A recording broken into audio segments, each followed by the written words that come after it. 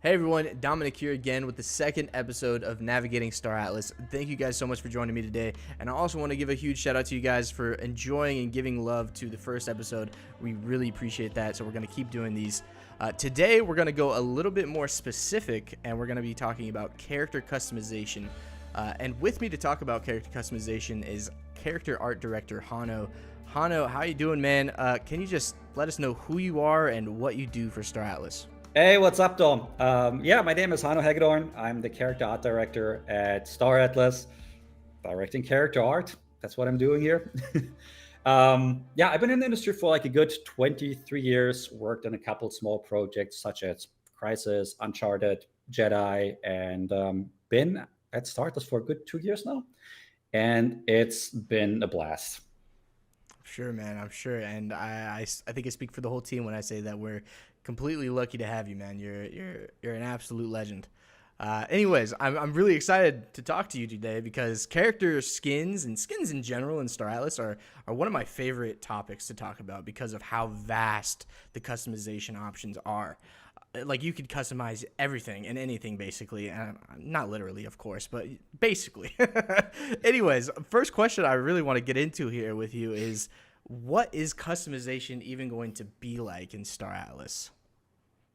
So we want to give the player the ability to customize the characters to their liking. Now, what does it really entail?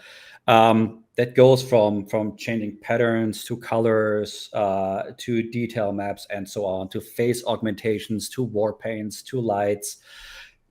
It's quite a vast spectrum that we want to hand over to the player. And overall, our goal is to give the players pretty much as many capabilities as we have as developers. Mm-hmm.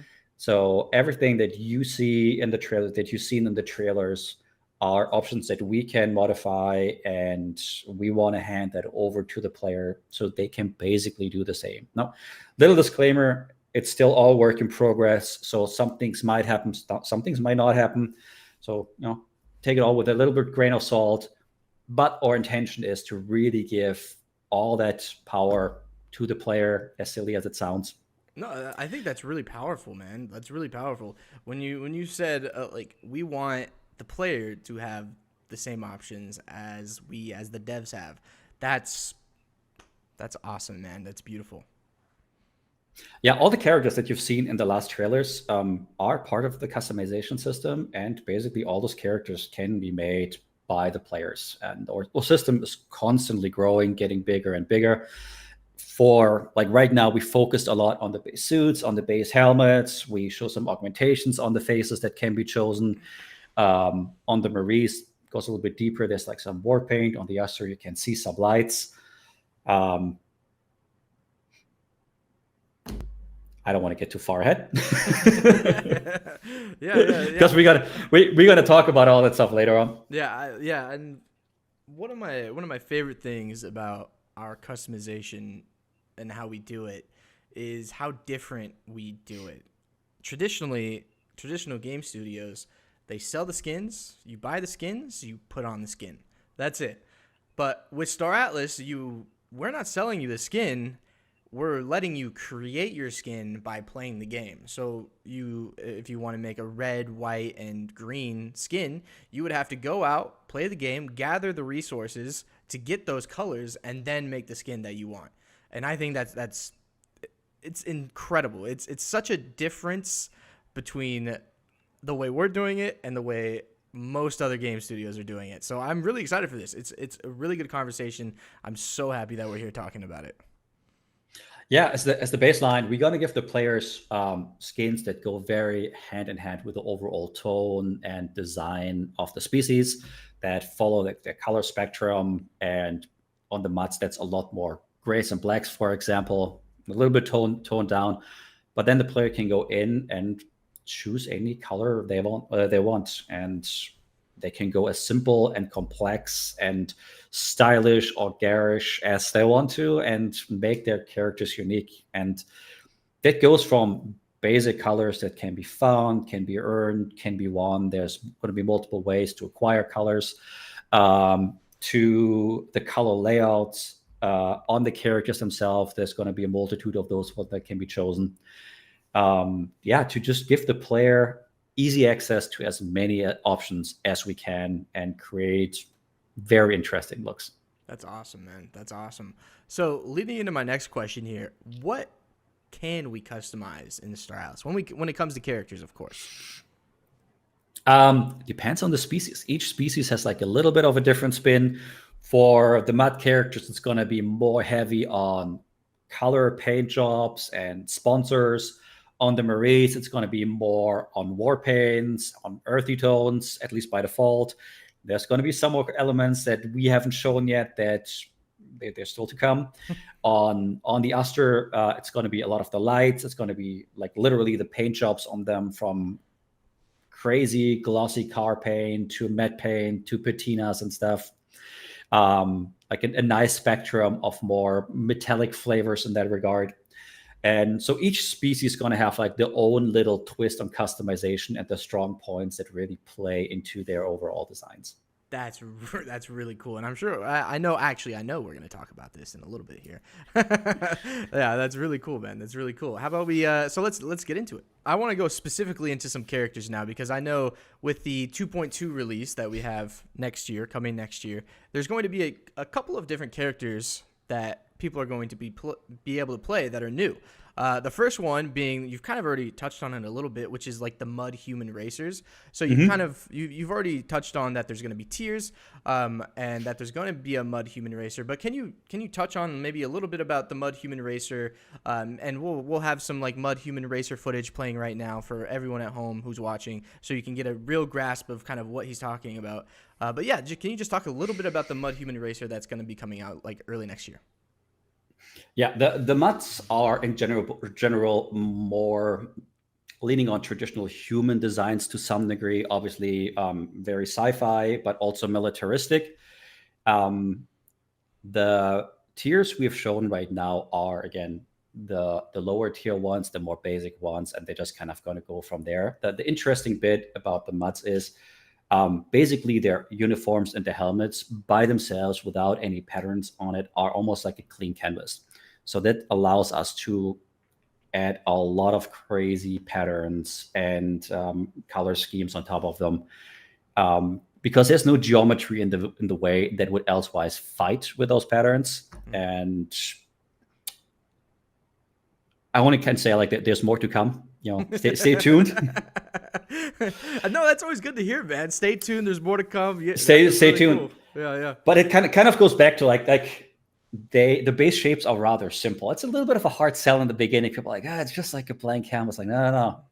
Wait for it. Like once the colors come on, patterns come on, they get a lot more interesting. The MUDs are also very sponsor focused. Right now, we only have a handful of sponsors. We're going to be adding a lot more of them. We're looking to implement as many brands as we have in the game into sponsors. A couple things thrown around were like Puna Pies and Aster Brew and such things. No, they might or might not happen, but expect brands of that kind of similarity like to pop up as sponsors. On top of that, obviously, all the ships. So you're going to have like big, bold pattern sponsors that you can choose and customize. Or if you want to completely not use at all, that's also an option. But yeah, that's like one of the big things for the MUD, that the overall color patterns and coloring can be hugely customized, because they basically work as some degree of like a blank canvas. On top of that, cool visors from they're so cool. glossy ones to reflective ones, transparent ones with decals on there, sponsors on there, and every element can be customized. Yeah, I'm glad you said that, because over the last few days, we've been going through these customization options, specifically for the mud helmet. And I kid you guys not, there was like 9 different things you can customize. For the helmet specifically, there's like 4 different colors. You can change the color of the visor. You can change the material of the visor. You can even change the padding in the helmet, and you can give the helmet sponsors. And of course, we're gonna have some footage playing for that too, because it's crazy. And you guys are doing some crazy work with the helmets. The customization is really cool, and I genuinely think when people can customize those helmets in game, game, they're going to be spending hours and hours and hours because there's so many different colors. There's so many different things to customize. And like I said, the beauty of this is that you're playing the game for these colors, and then you're directly benefiting from the work you put into the game from a customization standpoint anyway. Yeah. Trust me, I spend a lot of hours customizing the characters myself. Yeah. Or I just create a new skin, drop it in, and you're like, man, you can try this and this and this. And then someone else comes along, tries different colors. You're like, it looks really good, actually. I should have done that. And how customization systems work, kind of. But the beauty really is because you can change any kind of color. You can go from big, bold neon colors to pulled back pastel colors. Very simple, completely extravagant. You can have like metal tones in there, plastic tones. It's surprisingly developer close what we want to hand to the player. It's actually like really close to what we use internally. So yeah, go and have some fun with it. Yeah, man.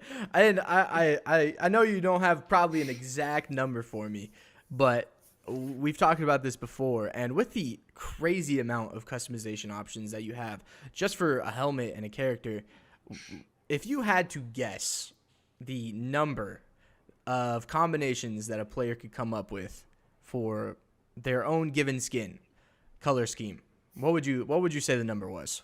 We straight up gave up counting. It's when we started, it was like, yeah, it's like we're like at 5,000, 10,000, 100,000, million, and now it's just exponents. It's I mean, certain colors will always be more similar, and there's like a perceived amount of variations, but like the true pure numbers we have behind that by now, even at this early stage, is getting so bananas. Yeah. It's going to be a lot. It's going to be a lot. I mean, it's beautiful, man. I keep talking about this, but the crazy customization options that you're going to have are, like you said, bananas. I'll use your word, bananas.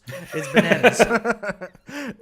Anyways, I could spend 2 hours on just the mud helmets because I think they're so cool. Feel free to like show some skins. All these ones can be completely customized. Like the players will be able to choose all these colors themselves, go through all that stuff. Mm-hmm. Yeah, I'm really looking forward for people to come up with their own skins, own variants. That straight up has been one of the most enjoyable things. Seeing people just like jump in and do something you did not expect and just run with it. Yeah. And I'm sure people are going to even cut because the customization options are so vast. There's going to start being careers of people who they play the game to create skins and sell them to other players or do whatever they want with the skins, you know? So I think that's going to also be very beautiful. It's just there's so many different ways to play Star Atlas, and maybe customization is the way you want to play Star Atlas. Think of it as like, I don't know, like Minecraft, you're creating something. I know it's not apples and oranges, you know, but I still think it's really cool is what I'm trying to say. On the mod, we're also going to have a bunch of facial customization. Granted, the facial models and textures right now are still a bit pulled back, but we keep on adding more and more face augmentations.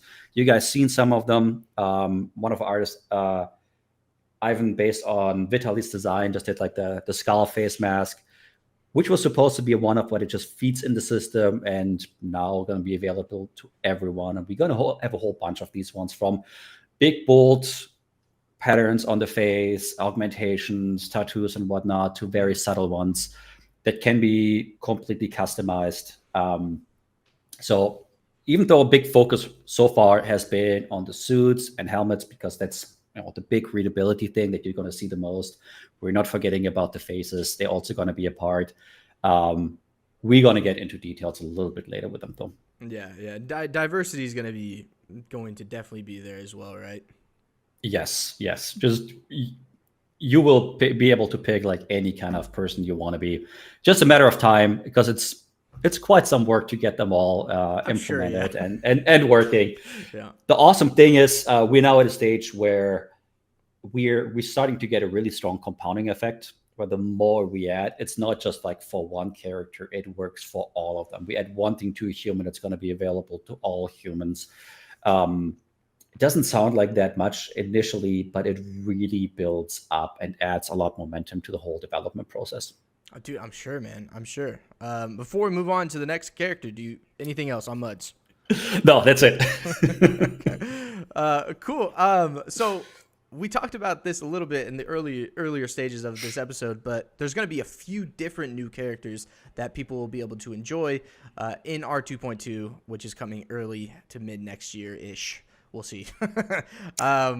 So the next one that I want to talk a little bit about is Maurice, which is part of the Oni faction, the best faction, and my faction. So can you talk a little bit about Maurice, which are basically just aliens? Can you talk a little bit about the customization options where we're at right now? Maybe a little bit of sneak peek, show a little thing or two here. But yeah, let us know, man. Yeah, the Maurice. For the Maurice, we choose a slightly different path of customization. Of course, going to be all the basic colors. Instead of sponsors, they're going to have a lot of war paints that you can choose and customize. In the last trailer, you can have war paints on your body, on your face. We shown a very strong one that was like half the face was completely war paint with different patterns in there. Now that's going to be like a more special one. But that shows kind of the extent to where we're going. There's going to be different war paints on the head tails. So from the player view, third person, you're going to be able to see that. The outfits themselves are overall more leather based and metal based, and that will carry through the different tiers. Now, talking about tiers, one thing that's very important to know, the amount of head tails will vary with the amount of tiers. Oh, so, really? Wow. So like tier yes. 1 head tail, tier 5, like 1,000 head tails, or how many head tails gonna have, man? Almost. But tier 0, 1 head tail, really basic. Yeah. From tier 2 on, we're gonna have the main head tail, 2 extra ones, and so on. I don't want to give away too much, but expect for things to be a lot closer to the early concept that you've seen. Like that is definitely our goal to get the whole way around there. So yeah, it's important for us that we have more simpler characters in the beginning, and that you can spot someone that is a tier 5 across half the map. They're visibly different. They have like more head tails, more gear on them, bolder materials on there. So it's not just if you're like in the menus and you look really close and you're like, this might be tier 5. No. We want to make sure you can see that from far away and it's really readable. And if you see someone that has more head tails, like, man, that's badass. You see someone with like 10 head tails or 5 head tails, and you're like, okay, I'm not messing with that guy. No way, Jose. Exactly. Right now, it's all work in progress. It's going to take a minute for you guys to really like see all that stuff in the game, but be patient. We have the stuff working locally. There's so many things people haven't seen with the characters, Hanno. So many things, man. I can't wait. I even know like right now there's things with Maurice that we're not talking about purposefully, but there's some really cool things on the horizon for Maurice. There's more to come. Dude, straight up, it's daunting. This project is so close to the community, which is really rare. Like usually on most projects, you just kind of pile up all that content for like multiple years to show it all at once. And as soon as we have something we feel good about and comfortable, even if it's still work in progress. And trust me, like some of the things we're like, man, this is still too early. Yeah. and you're like, no, objectively, this is good for the community. Let's show it. But the team knows how much work is still out there. Yeah. And we're still excited to show it to people. So there's a lot more to come because we're very, very open with our progress. Yeah, there's definitely pros and cons to that, right? Like our community absolutely loves seeing these like early looks at things. But some people are like, "Oh, where's this?" or "This doesn't look good." And then you're like, "No, we're still working on it. Hold on." You're sitting there looking at your schedules like, "Yep, it's coming up there and there." Yeah, it's a double-edged sword, but I do hope you guys enjoy seeing those sneak peeks because it's worth it.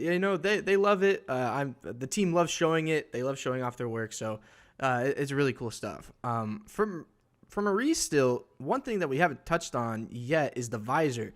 The visor is insane, Hanno. Like the visors look crazy good. We're definitely gonna have something showing right now for the visors because the visors are looking fantastic. I kind of want to know because the visor looks different from Mud to Maurice, obviously. What was like the distinction that you made or the differences that you made between those two visors? So on the early concepts that Joao did for the Maries, there were like holograms in there, Oh wow. and we wanted to just kind of go back to that and re-add that. In the trailer we showed like a couple months ago, we didn't have them. They looked really basic. They were functional, but just like very, very basic. And like, hey, for the Breakpoint demo, we want to show something that's nice, and the guys just jammed on it within a couple of days, had the whole thing working, setting up the material, setting up the shaders, setting up all the patterns and that stuff. Like, big shout out goes to Alexei and Joao, who just like busted through that. Crazy good. And a big thing for us was to make sure it looks like a hologram. So it's not just kind of like painted on and has some depth to it. It's not super complicated behind the scenes. Actually, it's pretty straightforward, but the effect works really well. So like every visor has like depth on the patterns, and you can choose the patterns in the game. You can choose the colors on them. You can have gradients on there that if the camera turns, the outside, for example, can be green while the inside is red, and vice versa. And I think we shown like a rainbow one where you can have like rainbow colors on there, and all that stuff is, again, completely customizable. If you want to have like a basic color, simplest design, you can do that. If you want to go all out and be like a rainbow warrior, you can do that as well. So we're not just going to be having solid colors. We're going to have gradients as well. Is what Yes. That's I mean, cool. that is actually like a really big part of our customization system. We don't just have simple colors. Every color is technically a gradient. The simplest gradient is just from like a basic tone to like a darker version. Mm-hmm. So like from like a red to like a dark red. And that means you can have a gradient on the character, either in terms of like damages or what's the word, or scuffs or whatever, or if you have like a suit, that the suit starts at one color and ends at the next color. Mm-hmm. And again, basic colors are from like a lighter version to a darker, and then we can go absolutely bananas where we go like rainbow color, or like from one neon color to like another, even on more subtle ones, on pastel colors, having like a slight beige to like a bluish beige or something like that. Adds like a nice gradient. And all these things, as subtle as they may be, they add a lot of more depth to the character. Like, one thing traditionally you run into with basic tinting is like one part just looks like a flat color, and it's really, really hard to go around that. And with using gradients and remapping them, that allows us to give it a lot more depth. That can be very involved, it can be very basic, and it kind of depends on how deep we want to go with each part. Actually, we can show an example on the helmets. Mm-hmm. Yeah. Really basic one.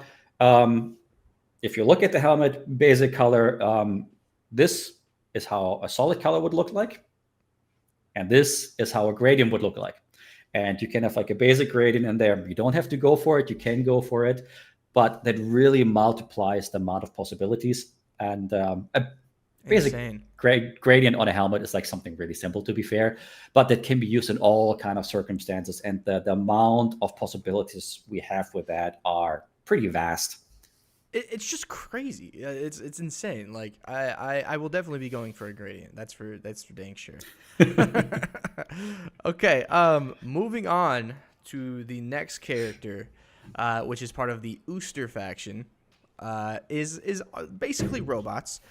So I want to talk a little bit about the Ooster that you guys have shown recently at Breakpoint. What went into this? What's unique about Oosters to you guys? What are you guys implementing for Oosters? You talked a little bit at the start of you talked a little bit about it at the start of the episode. But I want to get in the weeds, because the Ooster was one of my favorite parts of the Breakpoint presentation. Were Oosters. I think they're super cool. Almost made me change my faction, but I'm loyal. Yeah, Ooster are robots. They're very energy based. If you look closely, they have the core in the middle of the chest. That's part of the lore. That's basically their robot soul to some degree. That's where all the energy radiates from. For the trailer, we pumped them up a little. That is something you can do in the game, but it's not going to be the default colors. They're going to be a little toned back. But when they communicate, when you say hi, when you're on a ship and you boost, you will see colors flaring up, and we're going to utilize the lights a lot.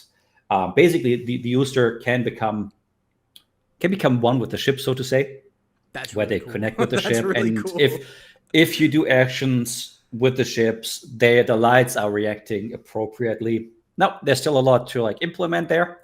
One of those things, stay tuned till we can show it, but that's the basic philosophy behind them. And yeah, you can go in, choose your lights, your light patterns, and if you don't want to have many lights, you can turn it down all the way. Like some people voiced, they love the lights and want to have them full cranked, like going Super Saiyan, and other ones have it preferred to be more subdued, and that's also going to be a possibility. And it's really, how you want to set up your character in the end.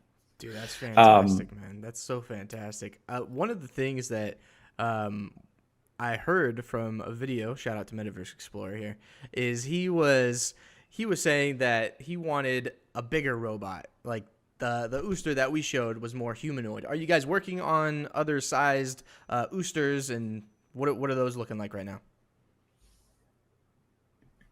I think that's all we have to do. Just stay tuned. We're straight up working on all the characters. Actually, like we talked about that in prior before, how it works to get the characters in the game. And like a lot of our characters specifically look very humanoid, and that's a choice that we made. And most people probably are wondering, like, why you guys have so many crazy aliens? Why are you starting with the humanoids? It's very simple. We're starting from scratch as a project, and humans are to some degree the easiest to get going with, and don't require the biggest feature set. Like if you think about it, the Maries, like the head tails, are a fairly involved feature set. It's like, yeah, just like a head tail dangling around, nothing special. But then you get into things like, okay, when they're sitting in a car, where does the head tail go? What you don't want, that suddenly the head tail like flies outside the car and you see it like waving around or like freaks out. And the more head tails you get, the more complicated it gets. So these are all things we need to explore. We need to find solutions for. None of these things is rocket science. None of these things is super difficult in itself, but we have a lot of them. Yeah. And each character has like a lot of small problems that we have to solve. And once we have solved them, we carry them over to the next characters and build or pipeline up that way. Big Astro is a good example. How does he fit in a small spaceship? That's a good question. Like straight up, it's like question. he is massive. So let's take the Lobi. Like the current Astor, the Maries, and the humans, they are different in scale, they are different in height, but they're close enough that they can use the same seats. Now you put a big Astor in there, and they're like hunched up if they can't even get in. So you have to think about like, hey, do we move the seats back? Do we have transformable seats? How are we dealing with that? Do we need complete new animations for that? Let's go the other way. If we have a Punab, they can't even reach the wheel. They're standing on the seat like this. And it's like, all right, what are we doing with that? And we're not even talking about the Photoli. So, oh my God, the Photoli, yeah. These are things that sound completely mundane, but they're all problems that have to be solved to, hand the characters over to the players and to give the players an asset that actually works. And the last thing you want is like, we don't have a solution for something. You're sitting in the ship and the character goes to a T-pose because we don't have a fitting animation. T-pose, yeah. You know what I mean? It's a lot of stuff. Same goes with everything else in the world. How do characters fit through doors? How big can they be so like all the spaceships have like doors that can fit through? Because we have some characters. I mean, the Punabs, the normal size Punabs are, I think they're like a meter tall. And the big Astor are like 2.20 or 2.30 plus a lot wider. So it's a lot of dimensions we have to keep in mind. Yeah. For example, if you're playing the small Punab, the tiny one, your camera is so low, suddenly you look at all the tables from the bottom. How the heck is that thing going to drive a ship? I have exactly. so many questions. He's going to need like 4 different booster seats. Now we have a lot of solutions for that. We have a lot of ideas, I'm sure. But every single one, takes a moment to implement. yeah, and over the course of time, we're adding to our feature set, we're adding to our capabilities, and again, we starting from scratch with this project. It's not like we, as a team, as a company, shipped like 2-3 games before, and we're able to build up a pipeline for the last 5 years, 10 years, 20 years. Yeah. We just don't have that luxury. So we're in the process of setting all these things up. Then again, once we have a feature, we like to use it everywhere. For example, Marie's Hat Tails allows us to use dangly bits. So we're starting to populate all characters with more dangly bits. Again, nothing that's rocket science, pretty straightforward, but it needs to work on all the characters, needs to work on multiplayer, with the customization. There's like a big red tail attached to that to really make sure it actually works and doesn't create any downstream issues. Yeah, no, that totally makes sense. I'm getting quite inside baseball here, and everyone that like worked on the game and dealt with that, they know exactly what I'm talking about. I'm sure. Yeah, no, I really enjoy like insight like this, and I'm sure other people do too. And it's things we never really think about as just regular players. Are things like you said, Marie's, they have a big tail. Are they just going to sit on their tail? You should give them like a 1% chance of sitting on their tail, by the way. No, but seriously, I like that. Marie's, are they going to sit on their tail? Are they going to like whip their tail? You know, Punabs, are they going to have to sit on like 10 booster seats? Oosters, are they going to turn into like an Iron Man suitcase and connect into the ship instead of like sitting on it? You know, like these are all like, obviously, but none of those things are going to happen. You know, everybody, this is just Dominic headcanon here. But there's just unique problems. And no. You're joking. Science, but yeah, you're joking. But these are all possibilities we talk about. Like what makes most sense? What makes sense within the lore? Like, can the Oster transform their bodies to fit to certain things? Those are all things that are getting discussed. What a solution is going to be on all these ones, you will see. But it's I'm excited, man. You're solving a lot of like almost like real world problems. Like getting a basic character in the game just to render is pretty straightforward. Just getting the character to like show up and render in Unreal, that's all easy. But getting the character to like fully work and still look unique and be customizable and have all these things and perform on top of that. We're trying to get a lot of characters in at once. Don't forget about that. Mm-hmm. So there's a lot of angles we have to keep in mind. To keep it all playable and workable in the end. Yeah. Cool, man. So we've gone through all 3 factions, the 3 different characters that are coming into 2.2, but there are different species that you guys are working on, and you touched on it a little bit, like the Punabs, which are small, like rat-like creatures. They're not rats. I just lack of a better word right now. There's the Sogmians, which I think are really cool. I really like the Sogmians. And then Fatoli, like you said. So, like, can you talk a little bit about maybe these other species and where those are at? Maybe not like specifically where they're at, but like just some hints. Yeah, all these ones.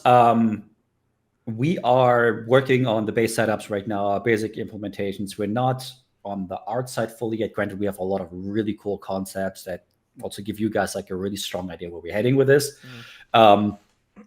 We have pretty much all these characters in the game running around. We internally can play with them. Some work better, some don't, but that's just part of development and just going to tighten up.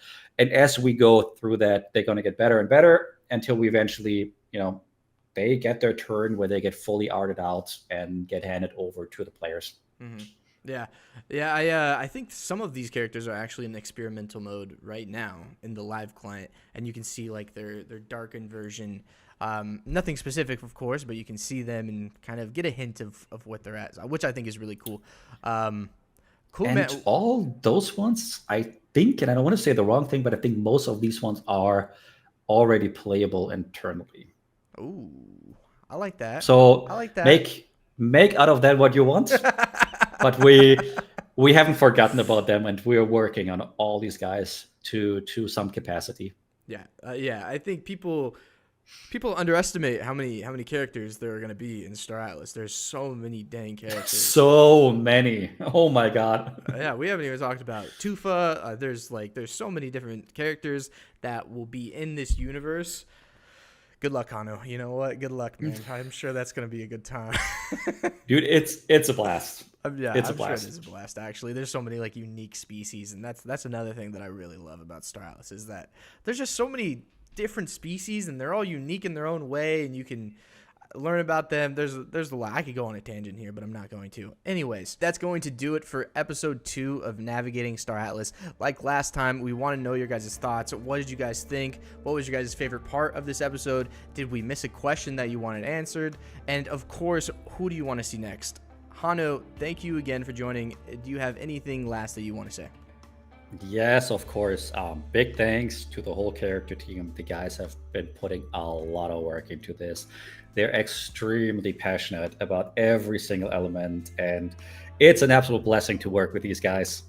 They deserve a lot of credit, and hopefully we can get them on here sooner than later. Yeah, man. We're definitely going to get a character team roundtable. We're definitely going to get that going soon, promise.